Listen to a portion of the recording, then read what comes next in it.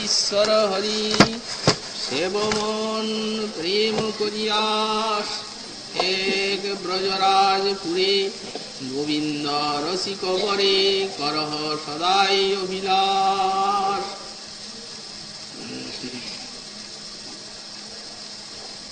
গৌড়ীয় বৈষ্ণবাচার্য প্রেম ভক্তির মহারাজ পরম পূজ্যপাদ শ্রীল নরোত্তম ঠাকুর মহাশয় তাঁর শ্রী প্রেম ভক্তি চন্দ্রিকা গ্রন্থে 85 সংখ্যক ত্রিপদীতে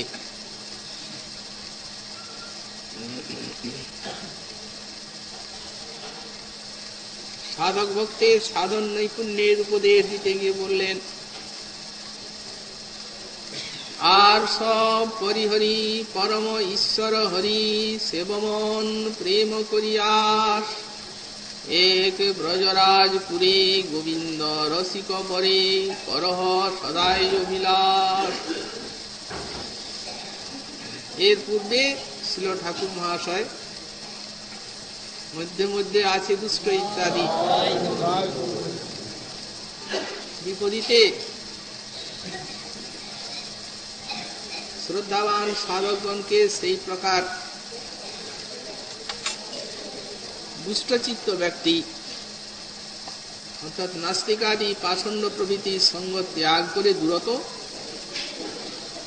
আর একনিষ্ঠভাবে ভজনের উপদেশ দিয়েছেন।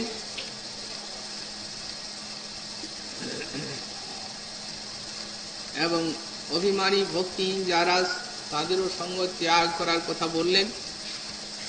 এখন বলছেন এই সব পরিহরি পরম ঈশ্বর হরি সেবমন প্রেম করিয়া এইসব সঙ্গ ত্যাগ করত আর পরম ঈশ্বর হরি স্বয়ং ভগবান ব্রজেন্দ্র নন্দনের সেবা এ মন তুমি স্বয়ং ভগবান ব্রজেন্দ্র নন্দনের সেবা করো বুকে একমাত্র প্রেমের আশা নিয়ে।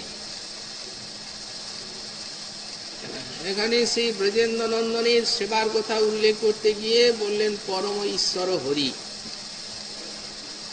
এই পরম ঈশ্বর হরি এই শব্দের সম্বন্ধ তত্ত্ব বলা হচ্ছে, সেব মন এই অংশে অভিধেয় তত্ত্ব বলা হচ্ছে, প্রেম করিয়াস এই অংশে প্রয়োজন তত্ত্ব বলা হচ্ছে। ছোট্ট ছোট্ট কথা কিন্তু সার বাণী শাস্ত্রে সম্বন্ধ তত্ত্ব অভিধেয় আর প্রয়োজন সমগ্র শাস্ত্রের প্রতিপাদ্য বিষয় তিনটি, সম্বন্ধাভিধেয় প্রয়োজন সরল ভাবে বলে দিচ্ছে। আর সব পরিহরি অর্থাৎ সেই নাস্তিক কর্মী জ্ঞানী অভিমানী ভক্তিহীন যারা তাদের সঙ্গ দূরত ত্যাগ করত পরম ঈশ্বর হরি কৃষ্ণ এব পরদেব তং ভজে তং রসে। শ্রুতি বললেন পরম ঈশ্বর বলতে একা কৃষ্ণ, তিনি স্বয়ং ভগবান। ঈশ্বর পরম কৃষ্ণ সচ্চিদানন্দ বিগ্রহ অনাদিরাদির গোবিন্দ সর্বকারণ কারণ।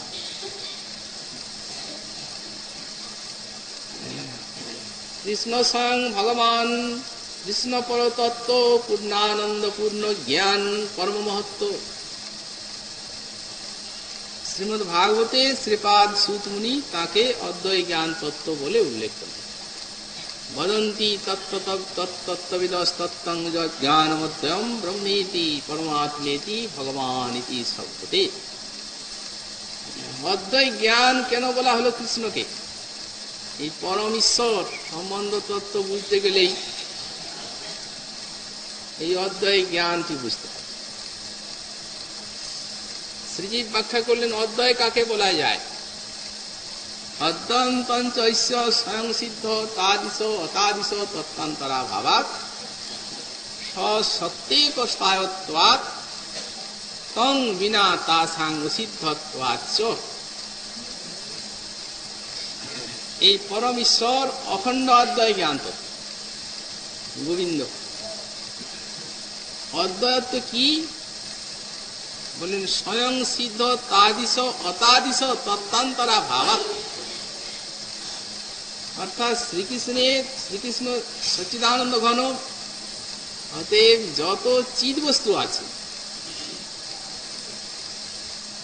সজাতীয় তাদিশ যত চিৎ বস্তু আছে,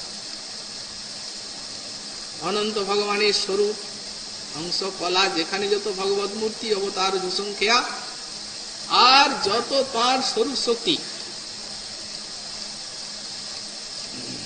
জীব শক্তি চিৎ বস্তু রূপে,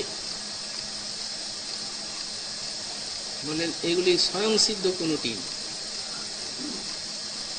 স্বয়ং সিদ্ধ তাদিশ তত্ত্বের অভাব, সব গোবিন্দের প্রদত্ত সত্তাতে সত্তাবান।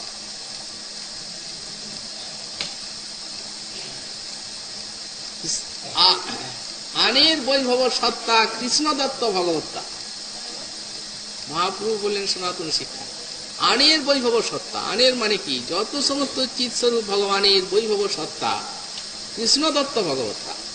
অখণ্ড অধ্যায়ে জ্ঞান তত্ত্ব কৃষ্ণ দিচ্ছেন এই ভগবত্তা। কৃষ্ণ সর্বংশী সর্বাশ্রয়, অতএব সংসিদ্ধ তাদিশ তত্ত্বান্তরের অভাব, অতাদিশ তত্ত্বান্তরের অভাব। অতাদিশ তত্ত্ব বলতে যেমন বহিরঙ্গা মায়া, কৃষ্ণের শক্তিতে শক্তিমান, কৃষ্ণ না হলে অনুভব নাই। যেমন সূর্য আছে বলেই অন্ধকারের প্রতীতি আছে, সূর্য না থাকলে অন্ধকারের প্রতীতি নেই। সেই প্রকার কৃষ্ণ আছেন বলেই বহিরঙ্গা মায়ার প্রতীতি আছে, তা না হলে কোনো সত্তা নেই ওর। তং বিনা তা সংসিদ্ধত্বা, গোবিন্দ যদি না থাকেন সব অসিদ্ধ।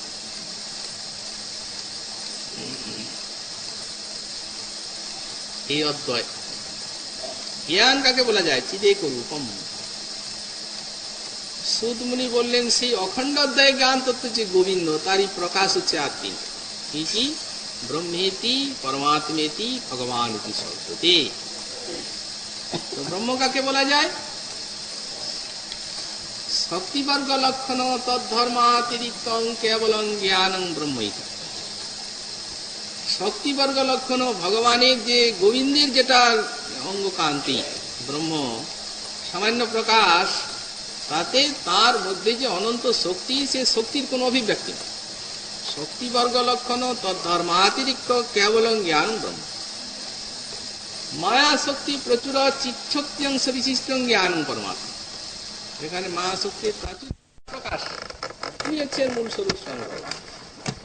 এতে যাং সকলা পুংস কৃষ্ণ ভগবান স্বয়ং ইন্দ্রারি ব্যাকুলং লোকং গৃহয়ন্তি যুগে যুগে। সুত মুনি এই শ্লোকে ভাগবতে বললেন এই স্বয়ং ভগবানের, গোবিন্দের স্বয়ং ভগবত্তা। পরিভাষা বাণী 18,000 শ্লোকের উপরে এর স্বাধীন বিজয় পতাকা পতপত করে উড্ডীয়মান। একবার বলা হয় পরিভাষা, শাস্ত্রে দুবার বলা হয়। যেমন সম্রাট সারা দেশকে শাসন করেন এক সম্রাট, তেমনি এই শ্লোক সারা ভাগবতের উপরে তার স্বাধীন আলোক সম্পাদ। এই সারা ভাগবতের 18,000 শ্লোকের উপরে এই শ্লোকের আলোক কিরণ বিচ্ছুরিত হচ্ছে সবার উপর, একবার বলা হচ্ছে। যে পরিভাষা বা লক্ষণ সমগ্র শাস্ত্রের উপরে নিজের প্রভাব বিস্তার করত, শাস্ত্র নিহিত বস্তুটিকে বুঝিয়ে দেয়, তাকেই পরিভাষা বলা যায়। নিয়মে নিয়মকারিণী পরিভাষা, একে অবলম্বন করেই সকলেই কৃষ্ণ তত্ত্বকে সকলের মূল বলে প্রতিপাদন করলেন। ভক্তের তো কথাই নাই। বড় বড় সমস্ত যারা বৈদান্তিক, তারা মধুসূদন সরস্বতী পাদের মতো বেদান্তি, তিনিও সারা শাস্ত্র অনুসন্ধান করে দেখলেন এই কৃষ্ণের থেকে আর বড় পরতত্ত্ব নাই। এই জন্য একটা স্বাধীন বাণী বলতে বাধ্য হলেন তিনি। হংসী বিভূষিত করাত নবনিরদাভাত পীতাম্বরাত পক্কবিম্বা ফলাধুরুষ্ঠাত পূর্ণেন্দু সুন্দর মুখাত অরবিন্দ নেত্রাত কৃষ্ণাৎ পরং কিমপি তত্ত্বমহং ন জানে। এ তো বেদ বেদান্ত পাঠ করে সার কথা বললেন। কৃষ্ণের থেকে আর কোন পরতত্ত্ব আছে আমার জানা নেই, বেদ বেদান্তে কোনো জায়গায় দেখতে পাইনি। স্বামীপাদ বললেন আবিষ্কৃত সর্বশক্তিত্বাৎ কৃষ্ণস্তু ভগবান সম। আর এই শ্লোকটা তো আমাদের গোস্বামী পাদ গণের কণ্ঠহার। শ্রীমজ্জীব গোস্বামী পাদ শ্লোকটিকে অবলম্বন করে সারা একটা সন্দর্ভ করলেন, শ্রীকৃষ্ণ সন্দর্ভ, এবং শ্রীকৃষ্ণকে স্বয়ং ভগবান রূপে প্রতিপাদন করলেন। ও তো সমস্ত পূর্বপক্ষ উত্থাপন করলেন, যত বিধ পূর্বপক্ষ থাকতে পারে বা থাকা সম্ভব সবের সমন্বয় বিধান করলেন। সেই বিশাল সমুদ্রের মতো জিনিস সেই জায়গায় সেই বস্তু পাওয়া যাবে, কিন্তু আমাদের লক্ষ্য তা নয়, আমাদের লক্ষ্য মাধুর্যের। কিন্তু দেখুন কৃষ্ণ তো এত বড়, কত বড় কথা বললেন মহাপ্রভু সঙ্গ ভগবত্তা প্রতিপাদনে, কিন্তু যেমনি বলতে বলতে মাধুর্য মনটা টেকে গেল, মাধুর্য বলতে আরম্ভ করলেন। সনাতন জিজ্ঞাসা করেননি, শুনে যাচ্ছেন। তো তেমনি ভগবান এই পরম ঈশ্বরকে জানার আর একটা দিক আছে। ঐশ্বর্য তো আছেই, ঐশ্বর্য তো নিশ্চয়ই, কিন্তু এই পরম ঈশ্বর হরিকে জানার আর একটা দিক আছে, সেইটি হচ্ছে তার মাধুর্যের দিক, যাতে সাধকের মনকে পাগল করে দেয়। এই জন্য আমাদের গোস্বামী পাদ বললেন, ব্রজেন্দ্র নন্দন পরিপূর্ণতম তত্ত্ব স্বয়ং ভগবান, তার মধ্যে অসাধারণ এই সমস্ত গুণগুলো আছে, সেইগুলিকেই তার মাধুরী বলা যায়। আমাদের গোস্বামী পাদগণ 4 ভাগে ভাগ করে দিলেন। সর্বাদ্ভুত চমৎকার লীলা কুল্লোল বারিধি, অতুল্য মধুর প্রেম মণ্ডিত প্রিয় মণ্ডল, শ্রীজগৎ মানুষাকর্ষি মুরলী কলকূজিত, অসমানদ্ধ রূপ শ্রী বিস্মাপিত চরাচর। এই যে তার রূপমাধুরী, লীলা মাধুরী, প্রেম মাধুরী এবং বংশী মাধুরী, এই অনন্য সাধারণ। যারা ভজন করেন তাদের এই গুণ, এই সমস্ত মাধুর্যের আস্বাদন হয়। শ্রীমন মহাপ্রভু বললেন, কৃষ্ণ প্রাপ্য সম্বন্ধ ভক্তি প্রাপ্তির সাধন। কৃষ্ণের জন্য সাধনা করতে হয় না, ভক্তির জন্য সাধনা করতে হয়, প্রেমের জন্য। প্রেম প্রয়োজন, কৃষ্ণ না। সুতরাং কৃষ্ণ প্রাপ্য সম্বন্ধ, সম্বন্ধ তত্ত্বটি হচ্ছে প্রাপ্য তত্ত্ব, সাধ্য নয়। প্রাপ্য কেন বলা হলো একে, আর সাধ্যে কি ভেদ? বললেন, দেখুন, যে টাকা পয়সা আপনি রোজগার করছেন যেটা, সেটি হবে আপনার সাধ্য। কিন্তু যদি কারো কাছে আপনার 2000-5000 টাকা যদি গচ্ছিত থাকে এবং ভুলে থাকেন আপনি, তাহলেই পাবেন না। যখন মনে হবে তখনই আপনি ওটা পাবেন, ওইটাকে বলা হবে প্রাপ্য। তাহলে সাধ্য এবং প্রাপ্য ভেদ আছে। মহাপ্রভু বললেন, সম্বন্ধ তত্ত্বটি আমাদের প্রাপ্য, কৃষ্ণ প্রাপ্য সম্বন্ধ। প্রাপ্য কাকে বলা যায়? বললেন, যেমন ছেলের বাপের সম্পত্তি প্রাপ্য, পাবেই সে, জীবিত যদি থাকে পাবে, আর মরে গেলে পাবে। ভক্তিপথে অবস্থানে মৃত্যু, ভক্তিপথে অনবস্থানে মৃত্যু এবং অবস্থানেই জীবন। সুতরাং কৃষ্ণ প্রাপ্য সম্বন্ধ, এই জন্যই প্রাপ্য বলা হয়েছে তাকে, যাতে তার এই সকল মাধুর্যের আস্বাদন সমগ্র বিশ্ব মানব করতে পারেন। এই জন্যই স্বয়ং ভগবান হয়ে তিনি অনন্ত কোটি ব্রহ্মাণ্ডে অবতীর্ণ হচ্ছেন। কেন? চতুর্বাহু নারায়ণের তো কোনো অবতার নেই, স্বয়ং রূপটির অবতার আছে। এই হচ্ছে বৈশিষ্ট্য। অর্থাৎ জগতের মানুষই যে তাকে চাইবে বা তার মাধুরী আস্বাদন করবে তা নয়, তার নিজেরও প্রবল বাসনা যে নিজেকে সমগ্র বিশ্ববাসীকে দিয়ে দিবেন, আস্বাদন করিয়ে দিবেন। এই জন্য অনন্ত কোটি ব্রহ্মাণ্ডের ধাম পার্শ্বদগণ সঙ্গে হচ্ছে তার অবতার, তাহলে জগতে জীব কি করে পেতে করে জানবে? এই সম্বন্ধ তত্ত্ব পরম ঈশ্বর হরি। আবার একটা পাঠ আছে, পরম নাগর হরি, পাঠান্তর। যেমন পরম ঈশ্বর হরি, তেমনি পরম নাগর হরি। শ্রীমজ্জীব গোস্বামী পাদ স্বয়ং ভগবানের, গোবিন্দের যে স্বয়ং ভগবত্তা প্রতিপাদন করলেন, এত বড় একটা সন্দর্ভ, শ্রীকৃষ্ণ সন্দর্ভ, যখন যতবিধ থাকতে পারে সব, শাস্ত্রের মধ্যে, ভাগবতী, অন্যান্য পুরাণে কৃষ্ণের স্বয়ং ভগবত্তার বিরোধী বাক্য যত আছে সব সমাধান।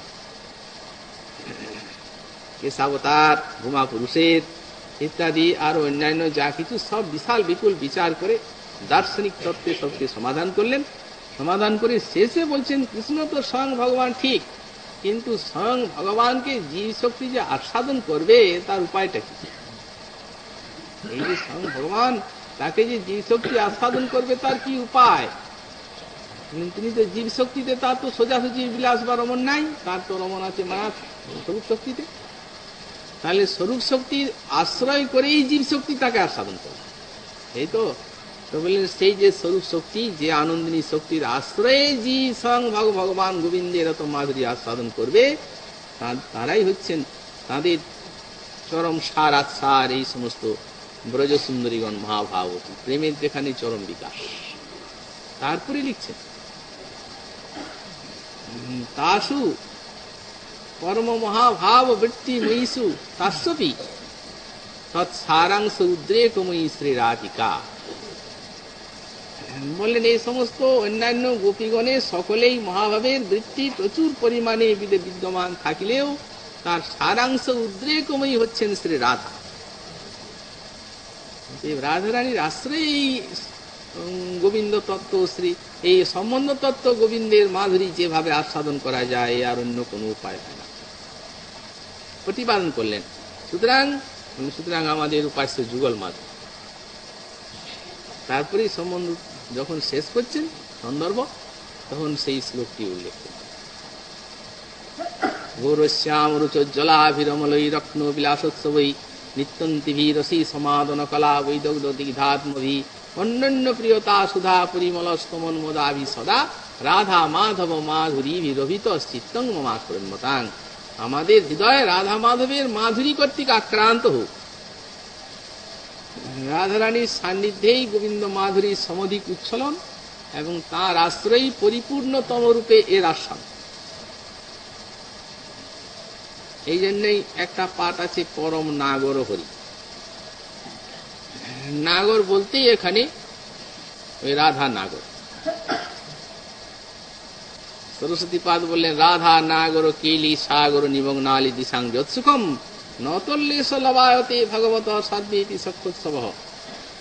ভগবানের রাজ্যে যতদূর পর্যন্ত সুখোৎসব থাকতে পারে বা আছে, এই পরম নাগর বা রাধা নাগর শ্রী শ্যাম সুন্দরের যখন কুঞ্জের মধ্যে রাধারানীর সহিত বিলাস হয়, তখন সেইখানে কুঞ্জরন্ধ্রে নয়ন দিয়ে যে সকল রাধা পাদাশ্রয়ী গৌরীয় বৈষ্ণব মঞ্জুরি স্বরূপে যুগলের মাধুরী আস্বাদন করেন, সমগ্র ভগবানের রাজ্যের সুখকে এক জায়গায় করলে এই সুখ সিন্ধু এক বিন্দু সঙ্গেও তুলনীয় হবে না ওই সুখ সংস্কৃতি। কে এত বড় কথা বলতে পারে? তার কারণ স্বয়ং ভগবান যেখানে, স্বয়ং ভগবানের পরিপূর্ণতা হচ্ছে রাধা সম্মিলিত কৃষ্ণ, এবং সেইখানে ভক্তিরও আর প্রেমেরও সর্বাধিক বিকাশ। যেখানে ভগবানের অংশকলা শ্রী গোস্বামী পাদ লিখলেন, সেখানে ভক্তির অংশকলা প্রেমের, আর যেখানে স্বয়ংরূপ সেখানে প্রেমেরও সর্বাধিক প্রকাশ। সংক্ষেপে বললেন আর সব পরিহরি। এইসব ভক্তির বিরোধী যা কিছু প্রতিকূল অনর্থ আছে বা অসৎসঙ্গ আছে, এগুলিকে ত্যাগ করবেন গৌরীয় বৈষ্ণব, আর পরম নাগর হরি শ্রী শ্রী রাধা মাধবের ভজন করবেন। সেব মন প্রেম করিয়াস। সেব মন ভক্তির অর্থে হচ্ছে সেবা। এইখানে অভিদেহ তত্ত্ব বলছেন ভজ ইত্যে সবই ধাতু সেবায়াং পরিকীর্তিত। এখানে সেব মন বলতেই নবধা ভক্তিকে বোঝা যাচ্ছে, কারণ ভক্তির অর্থই সেবা, আর ভাগবতে নবধা ভক্তি উল্লেখ করা হলো, ভজনের উপকরণ শ্রবণং কীর্তনং বিষ্ণু ইত্যাদি। এই জন্য আমাদের গোস্বামী পাদ এইগুলিকে উত্তম রূপে সরলভাবে বিশ্লেষণ করে গেলেন। সহজ সংক্ষেপত সাধককে এই নবধা ভক্তি সম্বন্ধে বা গোবিন্দের সেবা বা অভিধেয় তত্ত্ব সম্বন্ধে একটু সাধারণ জ্ঞান রাখতে হয়। কিভাবে উপাসনাটি করলে সেই উপাসনা নৈপুণ্যের সঙ্গে অনুষ্ঠিত হবে এবং ভগবানের চরণে ওই পরম প্রয়োজন প্রেম তত্ত্ব জীব পাবে। আমাদের শঙ্কর তো বললেন উপাসনা অর্থে কি বোঝায়। উপাসনং তু যথাশাস্ত্র সমাপিতং কিঞ্চিত আলম্বন উপাদায় তস্মিন সমান চিত্তবৃত্তি সন্তানকরণম। শ্রীপাদ শঙ্করাচার্য উপাসনার একটি লক্ষণ করছেন। বলেন উপাসনা তাকেই বলা যায় যে শাস্ত্রে যে উপাসনার বিধানগুলো আছে, সেই বিধানগুলোকে এইভাবে যদি উপাসক গ্রহণ করেন, যথাশাস্ত্র সমাপিতম কিঞ্চিত আলম্বন উপাদায় তস্মিন সমান চিত্তবৃত্তি সন্তানকরণম, বললেন সেই তার মধ্যে চিত্তবৃত্তিকে এইভাবে লগ্ন করতে হয় যেমন কোনো ভাবনান্তর এসে যেন সেই চিত্তবৃত্তিকে বিচলিত করতে না পারে, তখন ওটাকে বলা হবে উপাসনা। এই জন্য শ্রীজীব গোস্বামী পাদ ভক্তি সন্দর্ভে বা ক্রম সন্দর্ভে এই শ্রবণ কীর্তন আদি অঙ্গগুলিকে কিভাবে করলে ঠিক উপাসনা ঠিক হবে। শ্রীরূপ গোস্বামী পাদ বললেন সাসঙ্গ ভোজনের কথা, অর্থাৎ আসক্তির সহিত ভজন করতে হবে। শ্রবণ কীর্তনে যেন আসক্তি হয়, যন্ত্রের মতো ভজনটি না হয়। এবং শ্রীজীব গোস্বামী পাদ লিখলেন কিভাবে যন্ত্রের মতো না হবে, আসক্তি কিভাবে আসবে শ্রবণ কীর্তন আদিতে। সংক্ষেপে আমরা বলে যাচ্ছি শ্রীজীব গোস্বামী পাদের হাদ্য যা। উনি বললেন দেখুন, শ্রবণটি তো একটা শ্রেষ্ঠ অঙ্গ ভজনের। শ্রবণ রুচিকে ভজনের রাজ্য বা শ্রেষ্ঠ বলেছেন তিনি। সেই শ্রবণের মধ্যে আমাদের ভাগবত শ্রবণ পরম শ্রেষ্ঠ, এবং ভাগবতের মধ্যেও আবার ভাগবত বলতে ভাগবতকে কেন্দ্র করে যত সমস্ত রসশাস্ত্র বা গোস্বামী গ্রন্থ এগুলি বাইরের বস্তু নয়, ভাগবতকে কেন্দ্র করেই সেই সমস্ত গোস্বামী গ্রন্থগুলির প্রকাশ। এই জন্যই সে সমস্ত গ্রন্থ এখানে জানতে হয়। অতএব শ্রবণের মধ্যে ভাগবত শ্রবণং পরম শ্রেষ্ঠম তাদিশ প্রভাবময় শব্দাত্মকত্বাৎ পরম রসময়ত্বাৎ। বললেন তার শব্দের একটা শক্তি আছে এবং পরম রসময় ভাগবতী কথা। সেই শ্রবণটিও যদি আবার সজাতি আশয় স্নিগ্ধ ভক্তির সঙ্গে হয় তাহলে সব থেকে সেটি সুচারুরূপে সম্পন্ন হয়। তত্রাপি মহানুভাব মুখা সবাসন মহানুভাব মুখা শ্রবণন্তু পরম ভাগ্যাৎ সম্পদ্যতে। সবাসন মহানুভাবের মুখে যদি এটি হয় তাহলে এটি পরম ভাগ্যে সম্পাদিত হয়। শ্রবণ সম্বন্ধে আসক্তি সহিত শ্রবণ মানে কর্ণদার হৃদয়ে যায়, হৃদয়ে যে ভগবানের আসন পেতে দেয়, এত শক্তি শ্রবণাঙ্গে তাহলে সুচারু রূপে হয় যদি সজাতি সহিষ্ণুত ভক্তির সঙ্গে হয়। তারপরে কীর্তন, নাম কীর্তনের কথা উল্লেখ করলেন গোস্বামী পাদ। বললেন কীর্তন মধ্যে অন্যান্য সমস্ত ভজনাঙ্গ নাম কীর্তনটি আমাদের থাকবে প্রধান। কলিকালে যুগধর্ম নাম সংকীর্তন, বিশেষ করে শ্রীমন মহাপ্রভু নিজে নাম কীর্তন প্রচার করে নাম দান করেছেন। অতীব যদন্যা ভক্তি কল কর্তব্যা তৎসংযোগে নৈব। কলিকালে যে কোনো এই নবিধা ভক্তির মধ্যে যেটি আচরণ করবেন, বললেন নাম সংকীর্তনকে সাধক বাদ দিতে পারবেন, নাম সংকীর্তনের সহযোগী হয়। এবং সেখানে বললেন দেখুন অজামিল উদ্ধারে নামের এত মহিমা প্রসঙ্গ যে অজামিলকে বিষ্ণুদূতগণ যমদূতকে তাড়িয়ে দিলেন আর অজামিলকে ছেড়ে চলে নিয়ে গেলেন। নিয়ে গেলেন না কেন? নিয়ে যেতে এলেন অথচ নিয়ে গেলেন না, কিছুদিন পরে নিয়ে গেলেন। আচ্ছা, কেন এরকম করলেন? তার সেখানে উনি বলছেন নাম গ্রহণ দু প্রকারে হয়, একটি কেবলত্বেন আর একটি স্নেহ সংযুক্তত্বেন। কেবল নাম গ্রহণ আর স্নেহ সংযুক্ত নাম গ্রহণ। কেবল নাম গ্রহণ করেছিল অজামিল, কিন্তু যখন নামের মহিমা সব শুনলেন তিনি, পুনরায় যমদূত পালিয়ে গেল, প্রাণ ফিরে এলো আর আলোচনাটা হলো, তখন বিষ্ণুদূতগণ করুণাময়, তারা ভাবলেন যে এরপর স্নেহ সংযুক্ত নাম প্রীতির সহিত নাম কীর্তন করতে পারে।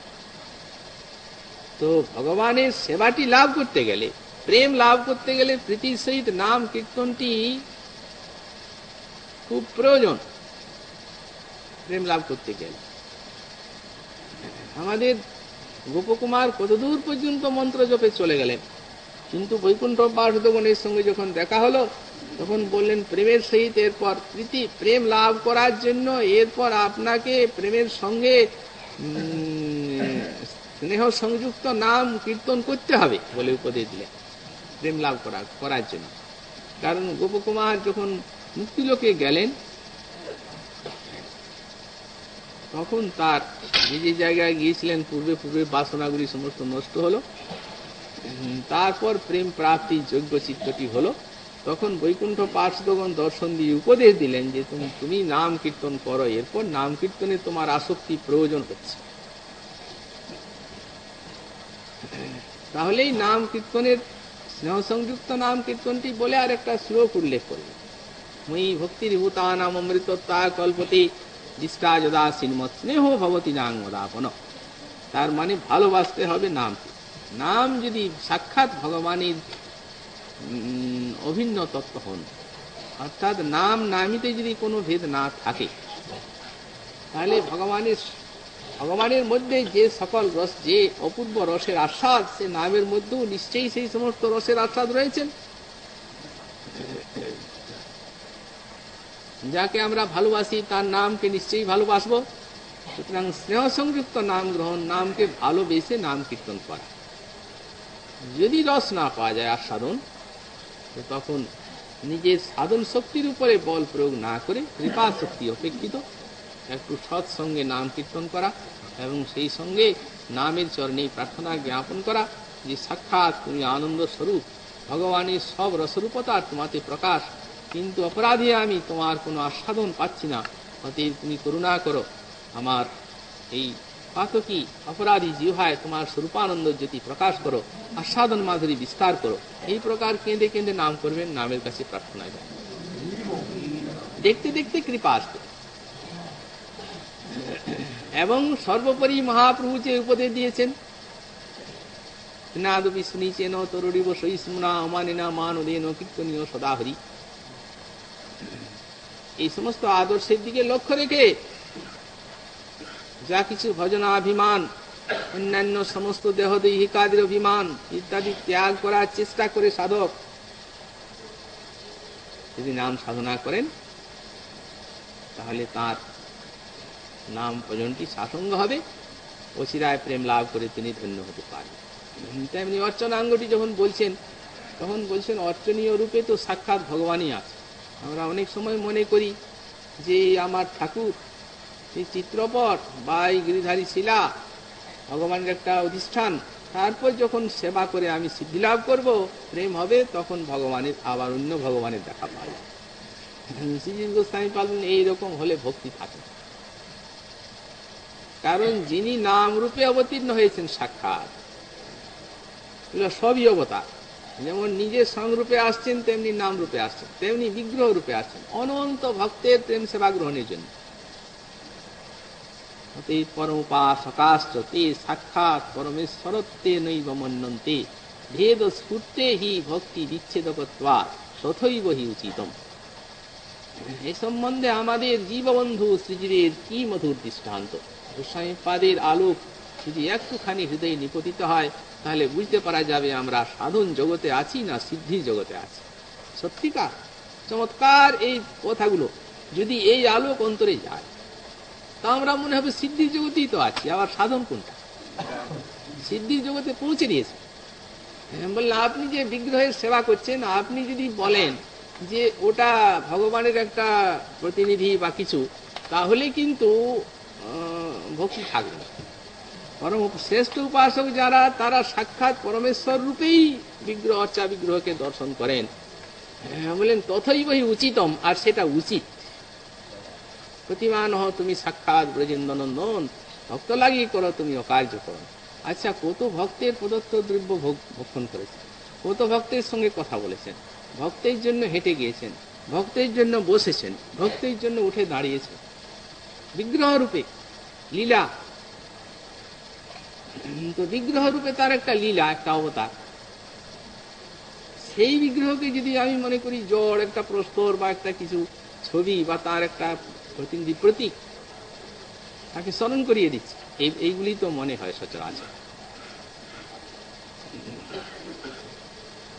গোস্বামীপাদ বললেন তাহলে আর ভক্তি থাকবে না, এবং সেই সঙ্গে আরো কিছু কথাও তিনি উল্লেখ করলেন, যা শুনলে সত্যি হৃদয়টা শিহরিত হয়ে ওঠে। সেই স্থানে দৃষ্টান্ত দিতে গিয়ে তিনি টেনে আনলেন মহারাজ দশরথের সেই অন্ধক মুনির, যে মহারাজ দশরথকে অভিশাপ দিয়ে পুত্র শোক। দশরথকে তো অভিশাপ দিলেন অন্ধক মুনি, শ্রবণ কুমারকে নিধন করলেন দশরথ। তারপরে কাঁদছেন, শোক প্রকাশ করছেন। শোক প্রকাশ করতে করতে বললেন, কেন আমার এরকম হলো? আমি তো এই জীবনে কোনো পাপ কাজ করি নাই। তাহলে পূর্বজন্মে কি আমি প্রতিমাতে শিলাবুদ্ধি করেছিলাম? শিলাবুদ্ধি কৃতং কিংবা প্রতিমায়া হরের মায়া। আমি শ্রীহরির কোনো প্রতিমা দেখি শিলাবুদ্ধি করেছিলাম, যার জন্য আমাকে এই পুত্র শোক ভোগ করতে হলো। এই দৃষ্টান্তটি দিয়ে গোস্বামীপাদ কি দেখিয়ে দিলেন তাই দেখুন। উনি দেখিয়ে দিলেন অর্চা বিগ্রহে যদি শিলা চিত্রপট মাত্রই বুদ্ধি করা যায়, ধাতু বুদ্ধি করা যায়, তাহলে কেবল যে আপনার ভক্তি গৌণ হয়ে পড়বে তা নয়, কিন্তু আরো অন্য প্রত্যবায় হবে, সেই প্রত্যবায় ভোগ করতে হবে। তাহলে যদি এই সমস্ত কথাগুলো চিন্তা করা যায়, তাহলে বুঝতে হবে সাধক তো সিদ্ধির রাজ্যেই আছে। এই জন্যই মহাজন সাধনও এখানে, সিদ্ধিও এখানে, ভাবের গোচর সে। এসব ভাবের খেলা, ভক্তি রাজ্যটাই ভাবের খেলা। ভাবময় অনুরাগময় জীবন যাপন করতে হবে সাধক, এই সমস্ত বাণীকে আশ্রয় করে, তবে এই সেবটা ঠিক হবে। সাধন এখানে, সিদ্ধিও এখানে, ভাবের গোচর সে। এখানে যদি তা দেখিতে না পাও, মরিলে দেখিবে কে? এখানেই যদি না দেখতে পাই, অনুভূতি না আসে, মরণ তো তমগুণের কাজ। মরণের পর আর কি অনুভূতি আসতে পারে? যে মরে গেলে তখন পাওয়া যাবে বা তখন অনুভূতি আসবে, অনুভূতি এইখানে।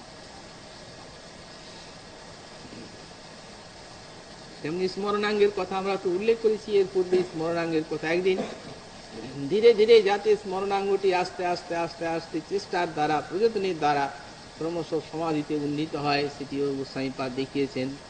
তারপর শ্রবণং কীর্তনং বিষ্ণু স্মরণং পাদ সেবনং, পাদ সেবা, এটি তো অর্চন্দ্রই অন্তর্ভুক্ত, কিন্তু পাদ সেবনটিকে আরেকটি অঙ্গ এই জন্যই করা হলো, সেবায়ন্তু সাদরত্ন দ্বিতীয়তে। সেবায় যদি সাক্ষাৎ বিগ্রহ ভগবান বলে মনে হয়, তো একটা গাঢ় আদর নিশ্চয়ই আসবে।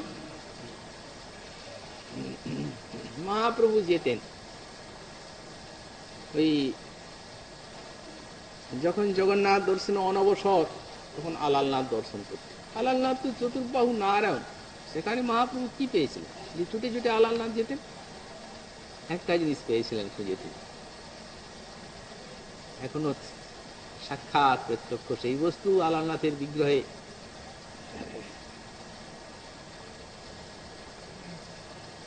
ওই যে ভক্তের প্রদত্ত গরম ক্ষীর খেতে যে পুড়ে গিয়ে ফোসকা হাতে ফোসকা হয়ে আছে, আলবর নাথ, আলালনাথ। আলবর দাক্ষিণাত্যে সেই সমস্ত ব্রাহ্মণ, কুমা ব্রাহ্মণেরা সেবা করতেন আগে। দ্বাদশগড় কুমা ব্রাহ্মণের পালা ছিল প্রথম। এক ব্রাহ্মণের পালা চলছে, ছেলেকে বলে গেলেন ব্রাহ্মণ, বাইরে যাবার কাজ পড়লো, গিন্নিকে বললেন সব ভোগ রাগ তৈরি করে, আর খোকাকে বলে দিবি ভোগ লাগাবে। গিন্নি রান্না বান্না করে দিয়ে দিয়েছেন, খোকাকে বলছেন যা ভোগ লাগাবি। খোকা সেইখানে ঢুকেই আর দেখেই বলছে খাও।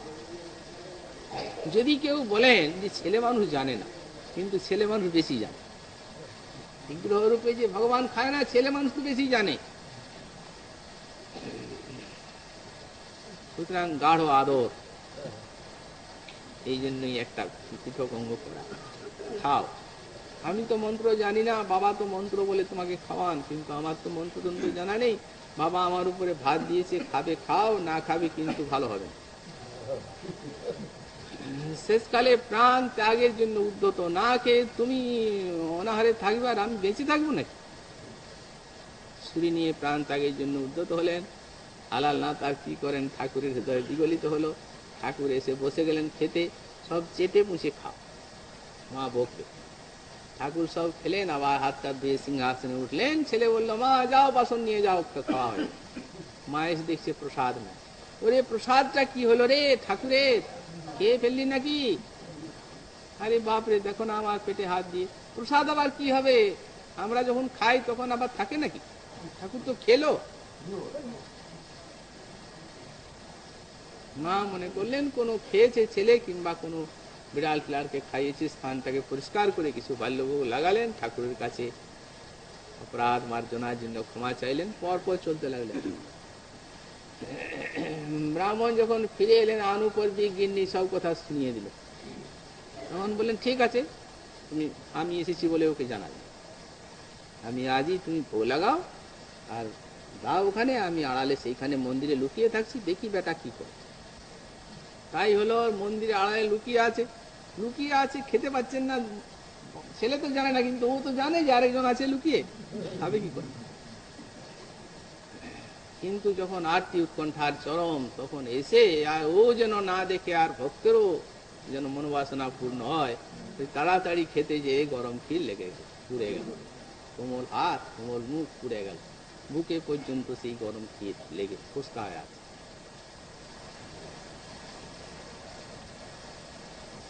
ব্রাহ্মণ দূরের থেকে আড়ালের থেকে দেখে বলছেন, চারটে হাতে খাচ্ছে তো, ওরে বাপরে ঠাকুর এরকম করে যদি খাও তাহলে আমরা কি প্রসাদ খেয়ে বাঁচব।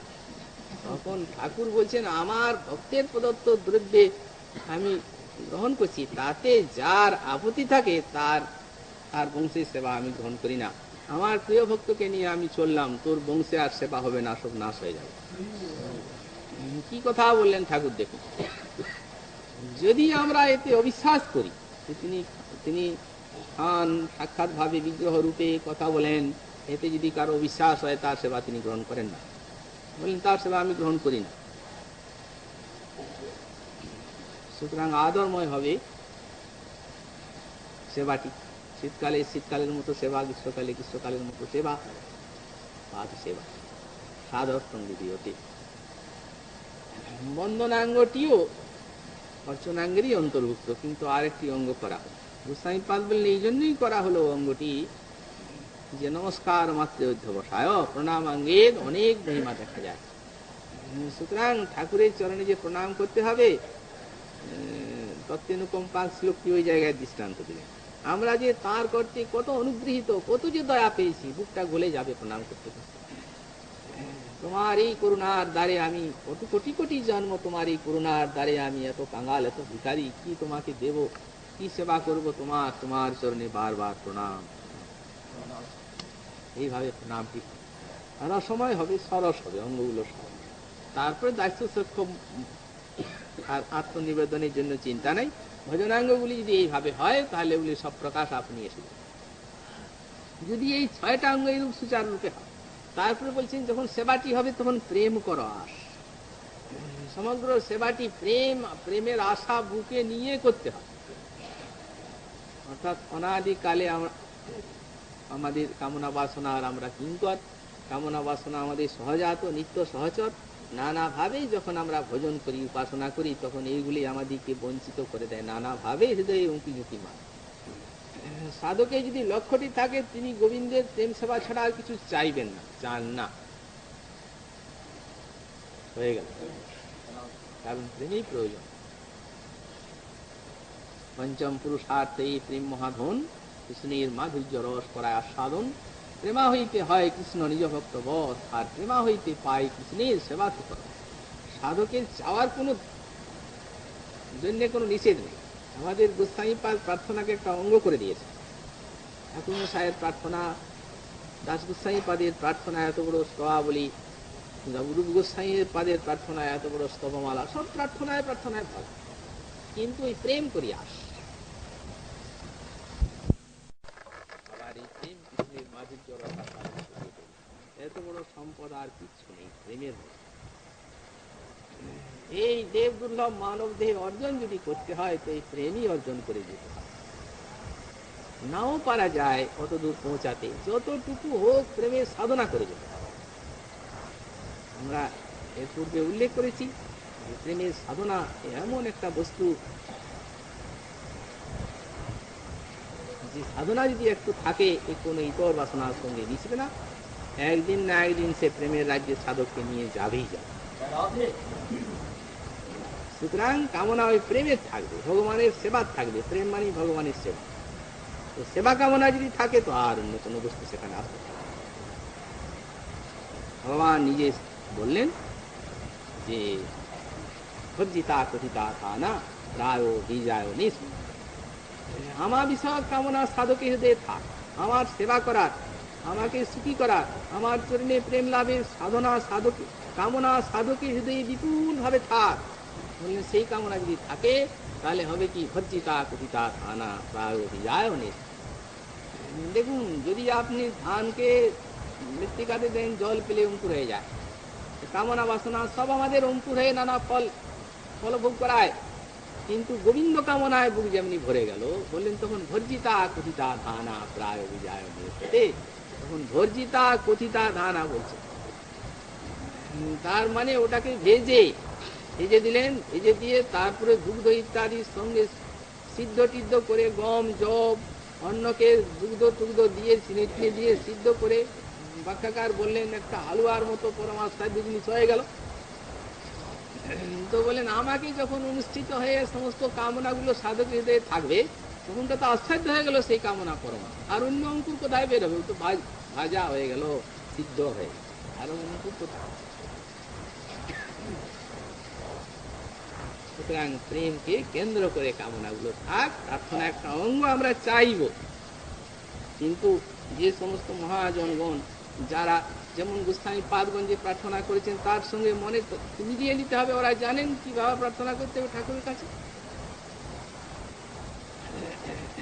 যারা চাইতে জানে তাদের কাছে চাওয়া শিখতে হয়। তো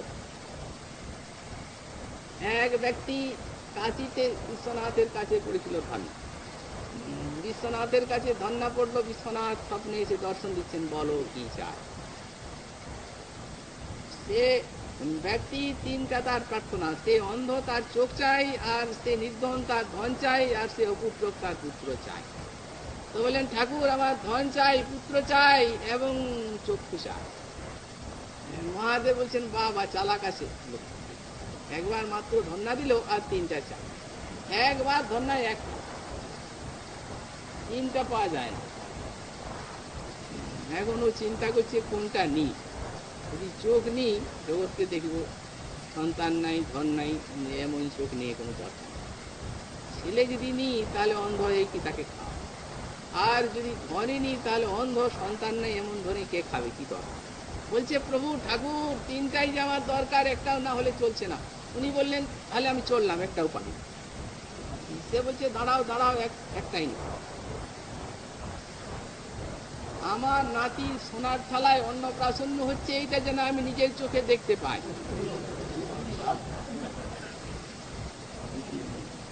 উনি বললেন ছেলে দেবে না, ছেলে আমি নাতি চেয়ে নিচ্ছে, আমার নাতি আগে ছেলে হবে তো নাতি হবে।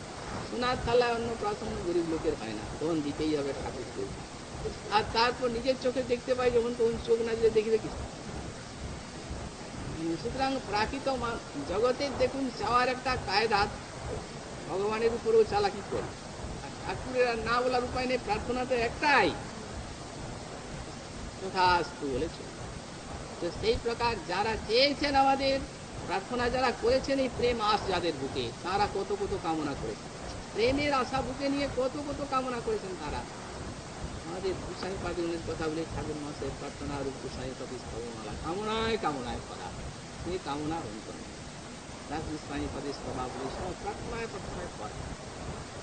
সেই তাদের হৃদয়ের যে সুরটা বেজেছে, সেই সুরের সঙ্গে আমাদের হৃদয়ের যে প্রার্থনার সুরটা, সেই সুরটার ঐক্যতানটা মিলিয়ে ঠিক হয়ে গেল। প্রেম করো আস, তাহলে আর মনে চিন্তাধারা অন্যদিকে যাবে না। এবং তাদের প্রার্থনার ভিতরে যদি প্রার্থনাগুলির অনুবাদ করা যায়, তাহলে প্রার্থনাটা খাঁটি হবে আর শক্তিশালী। কারণ তারা প্রার্থনা করে রেখেছেন তো তাতে তো শক্তি আছে। যদি আমি সেই বাণীটা নিয়েই প্রার্থনা করি প্রেম আশা বুকে নিয়ে, তাহলে শক্তিশালী হবে, আর টেনে আনবে তাকে। এইভাবে সংক্ষেপে দেবমোহন প্রেম করিয়াস বলে তিনটি তত্ত্বে উল্লেখ করলেন। তারপরে বলছেন এক ব্রজরাজ ঘুরে গোবিন্দ রসিক হরে পরহ সদাই হতে। এখানেও আবার সেই রূপ প্রেম তত্ত্বের একটা শ্রেষ্ঠ পর্যায়ে গিয়ে প্রেম করো আস তো বললেন। প্রেম করো আস বলার পরেও প্রেমের তো ভাগ আছে, প্রেমের জাতি আছে, স্তর আছে। এখন আমাদের আরাধনার বা কামনার কোন প্রেম? প্রেম আস বললেই হয়ে গেল। প্রেম একটা সম্বন্ধকে ব্যাপ্ত করতে পায়। এখন প্রেমেরও নানা রকম স্তর আছে, বিভাগ আছে, জাতি আছে, পরিমাণ আছে। কিন্তু কোন জাতি ও কোন পরিমাণের প্রেমের আশা আমাদের বুকে থাকবে, এর পরের পরিপদির অর্থে এইটি উল্লেখ করছেন।